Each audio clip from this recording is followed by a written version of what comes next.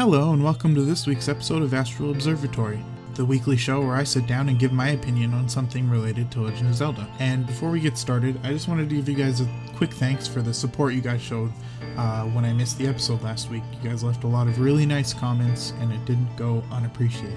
So this week we're going to be talking about something that's pretty cool to me. Obviously, most of you probably have heard about Cadence of Hyrule, the sequel, the kind of sequel to Crypt of the Necrodancer being made by Brace Yourself Games, and it's like a Crypt of the Necrodancer Legend of Zelda crossover. That's really exciting. Brace Yourself Games, first of all, Crypt of the Necrodancer is amazing, and if you haven't played it, you really should. And Brace Yourself Games is an awesome company, a Canadian company too, which is pretty cool, so shout out to my fellow Canadian video game makers. I don't know. But yeah, they are making a Legend of Zelda themed spin-off, and I think that's fantastic. And so the thing I wanted to discuss in this episode is just the idea of Nintendo starting to open up their IPs to other companies, specifically them offering other companies Legend of Zelda games. Also, there's been news recently that Monolith Soft might be in charge of their own Zelda game, which is pretty cool. They have experience with Zelda, as Nintendo brought them on to help with pretty huge chunks of Breath of the Wild. But with this, it seems like there's nothing really confirmed, but it does kind of seem like they're being given a whole game instead of just helping with a part of another one. There's even been some pretty tasty artwork associated with it, so I'm very excited to see what comes from that. And it's really fantastic. I think that it's really fantastic that Nintendo is opening their IPs up like this. It all kind of started with Hyrule Warriors, obviously. Hyrule Warriors was done by Team Ninja of Koei Tecmo. And I know that some people don't like it, but I think Hyrule Warriors is a fantastic game. I bought and played it for the Wii U, and I'm currently playing through it on the Switch, and it's just all in all a really, really great outing.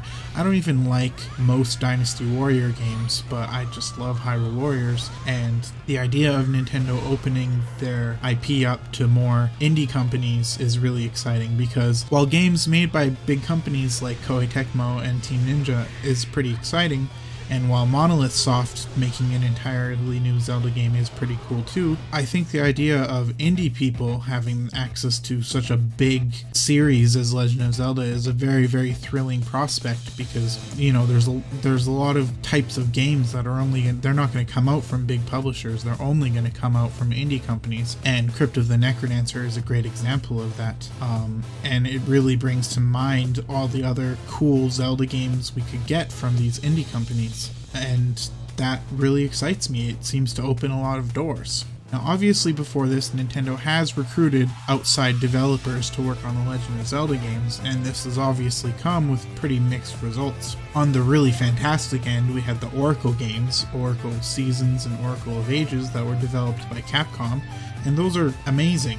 Oracle of Seasons is one of my top 3 Zelda games. I think that the Oracle games are probably the best 2D Zelda games. I know that's a bit of an edgy take, but I'll talk about that in its own episode someday. But yeah, obviously, so the Oracle games are an example of this crossover done well.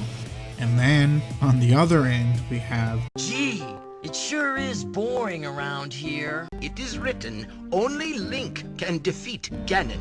You must die! the CDI Games, developed by Animation Magic and published by Philips for their CDI console. And yeah, those games, not so good, which I honestly think that, I don't really have any proof for this, but I think that the CDI games and how terrible they were a large reason as to why Nintendo was so scared to work with other developers again, just because of not only how terrible those games are, but how much of a legacy they've left. Because there are thousands of games that are terrible, but don't have any sort of legacy, like we don't think about them. But the sheer legacy that the CDI Games has is probably a huge sore spot for Nintendo. Like, just about every YouTube poop that's ever been made has, gee, it sure is boring around here, or I'm so hungry I could eat a Dodongo, or eat a Nocturok, or bomb Dodongos. I don't know. It's been a while since I've been in the YouTube pooposphere, but I do understand why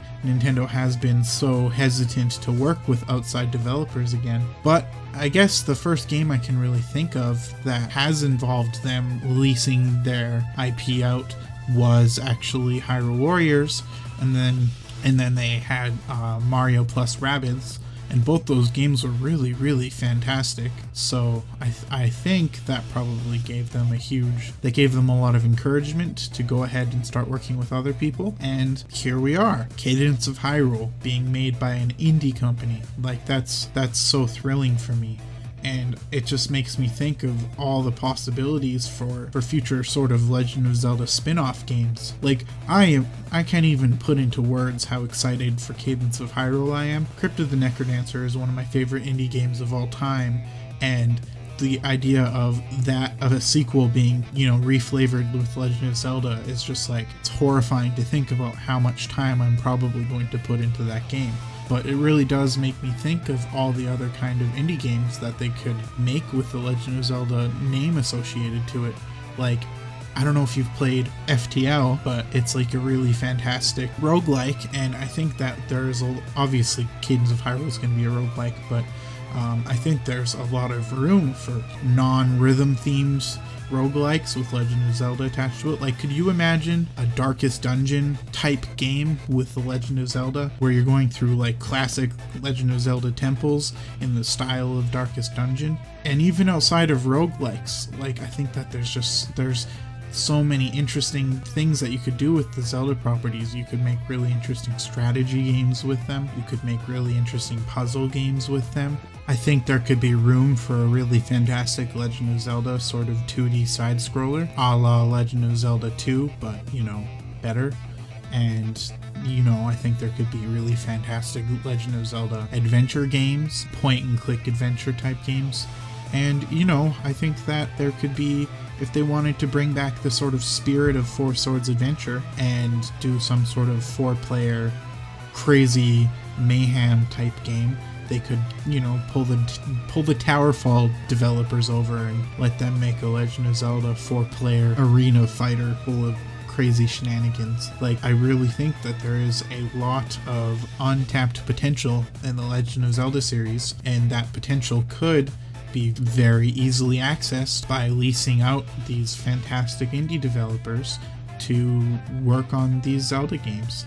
And, I know a lot of people are really sort of stubborn about the Legend of Zelda games staying on Nintendo consoles, and I do understand where they're coming from. I personally don't really care if a lot of these games make it to PC, as long as the core Zelda games developed by Nintendo stay on the Nintendo consoles. That's the only thing that I really care about. So, for example, if I found out tomorrow that Cadence of Hyrule was going to be on Steam, that wouldn't bother me too much. Maybe I'd buy it on Steam instead of my Switch. I don't know. I'd probably buy it on my Switch. But yeah, I guess that's all I really have to say on the matter. I am really excited for Cadence of Hyrule. I think Nintendo opening their IPs up to more developers is a good thing. Hopefully we will be getting much more games, more of the quality of the Oracle's games, and no games of the quality of the CDI games. And I hope if they do get burned, Nintendo doesn't completely go isolationist again. They just sort of become more picky and choosy about who they lend their games to. And I'm really excited about what the future could hold for Legend of Zelda spin-offs if this pattern of them leasing their IPs out to indie developers continues to be the case. Yeah, so that's my opinion. What do you guys think? Are you looking forward to Cadence of Hyrule? Are you happy that Nintendo is leasing their IPs out to other companies, or does it make you nervous? What kind of Legend of Zelda or Nintendo in general themed indie games would you like to see? And as always, if there's anything you want to hear me talk about next week in Astral Observatory, let me know that as well. If you liked what you saw and you want to give me some support, please consider hitting that subscribe button or sharing the video, and be sure to stay safe out there. It's dangerous to go alone. Gee, it sure is boring around here. It is written, only Link can defeat Ganon. You must die! G, Die! Link, Die! Link. I hope she made lots of spaghetti. Spaghetti!